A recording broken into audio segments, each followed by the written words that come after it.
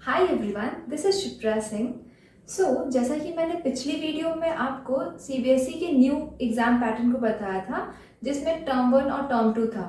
So we know that term 1 will be held in between November to December 2021। आज हम देखेंगे term 1 में कौन से चैप्टर आ रहे हैं और उनका वेटेज क्या है और क्या क्या चीज़ें एलिमिनेट हुई है as per रेशनलाइज्ड syllabus. Rationalise syllabus मतलब जिसमें कुछ कुछ पोर्शन चैप्टर से हटा दिए गए हैं। So let's see. पहला चैप्टर है रियल नंबर्स। रियल नंबर्स का वेटेज है 6 मार्क्स। एक्चुअली पहले भी 6 मार्क्स ही था, बट एडवांटेज इस बार ये है कि यूक्लिड लेमा पोर्शन रिमूव कर दिया गया है और एमसीक्यू पैटर्न है इस बार। तो ऑब्वियसली √3 इज रेशनल प्रूफ करने के लिए आपको तो बिल्कुल नहीं देंगे। वैसे क्वेश्चन तो बन ही नहीं सकते एमसीक्यू में, तो एक तरह से वो भी पोर्शन नहीं है। और रियल नंबर में आने के चांसेस क्या ज़्यादा है कि एचसीएफ, एलसीएम एंड वो terminating and non terminating numbers, इस तरह के क्वेश्चंस ही रियल नंबर्स में आएंगे। तो 6 मार्क्स तो आपके पॉकेट में कंप्लीटली है, इसमें आपको गलती नहीं होनी चाहिए क्योंकि कुछ भी टफ नहीं है। Okay, coming to the next chapter which is polynomial. Polynomial जो कि एल्जेब्रा में आता है। एक्चुअली एल्जेब्रा में पॉलिनोमियल और लीनियर इक्वेशन है जो कि आपका 10 मार्क्स का है और दोनों ही चैप्टर बहुत इजी है, ये तो आपको पता है। अगर पॉलिनोमियल्स की बात की जाए तो यहाँ पे क्यूबिक पॉलिनोमियल्स और डिवीजन एल्गोरिथम दोनों को ही रिमूव कर दिया गया है। तो बचा ही क्या, पॉलिनोमियल ऑलरेडी बहुत छोटा चैप्टर था। पॉलिनोमियल पे question relationship between zeros and coefficient पे ही बनेगा, जैसे कि sum of zeros equals to -b/a and product of zeros equals to c/a। इसके अलावा कुछ भी क्वेश्चन नहीं बन सकता पॉलिनोमियल्स में। तो ये तो एकदम ही सही होना चाहिए। हाँ, अगर कॉन्सेप्ट क्लियर हो तो मेरे यूट्यूब पर मेरे शुरुआत की वीडियोस पॉलिनोमियल्स पर ही है। अगर आपको ज़रा भी डाउट हो कॉन्सेप्ट में तो आप देख सकते हैं। ओके, लीनियर इक्वेशन में क्रॉस मल्टीप्लिकेशन को रिमूव किया गया है। आई थिंक लीनियर इक्वेशन में most probably question intersecting line, coincidence line और पैरेलल लाइन पे ही क्वेश्चन ज़्यादा बनने के चांसेस हैं, क्योंकि इसमें कुछ केसेस हैं जो कि आपको याद रखना है। So it's all about algebra जो कि 10 मार्क्स का है और 10 मार्क्स में से मुझे नहीं लगता है कि एक भी नंबर कम होने चाहिए आपके, क्योंकि ये बहुत स्कोरिंग चैप्टर्स हैं, बहुत इजी हैं। ओके, नेक्स्ट है आपका कोऑर्डिनेट ज्योमेट्री।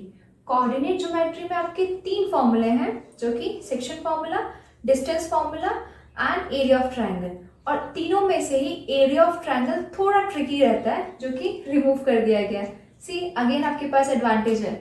और कोऑर्डिनेट ज्योमेट्री 6 मार्क्स वेटेज है इसका, तो 6 मार्क्स तो डेफिनेटली आपको ही मिलेंगे, है ना। एंड नेक्स्ट है triangle. Actually there is no reduction in triangle और इसका वेटेज है 6 marks. Okay, I know triangle थोड़ा लेंदी है और थोड़ा ट्रिकी भी है, लेकिन I suggest you to solve first NCERT question, then solve sample paper as much as possible, क्योंकि आपको जितनी प्रैक्टिस रहेगी उतना आपको कॉन्फिडेंस आएगा।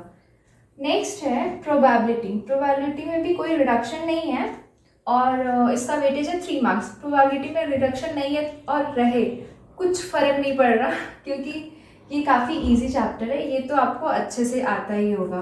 3 मार्क्स भी आपके कहीं नहीं जा रहे हैं।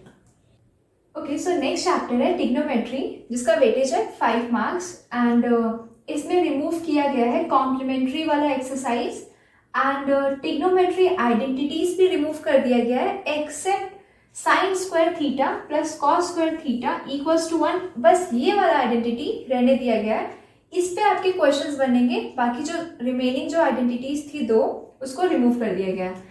और ये वाला आइडेंटिटी तो आप अच्छे से ही जानते होंगे, ये हर जगह यूज होता था, इनफैक्ट याद तो बिल्कुल ही होगा। ट्रिग्नोमेट्री भी काफ़ी इजी कर दिया गया है। एंड लास्ट है एरिया रिलेटेड टू सर्कल, जिसमें एरिया ऑफ सेगमेंट को रिमूव कर दिया गया है और यही थोड़ा टफ भी था। तो area of related to circle में एरिया ऑफ सेक्टर पे ही क्वेश्चंस बनेंगे जो कि वैल्यू बेस्ड होंगे, है ना। एंड ये 4 मार्क्स का है।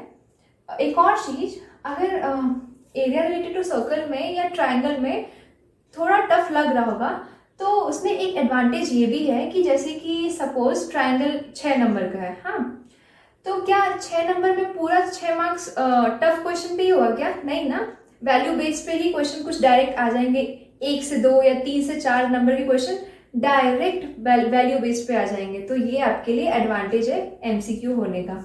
So it's all about your syllabus of maths. And if you find this video helpful, so please do hit the like button, subscribe to my channel, and don't forget to share it out with your friends.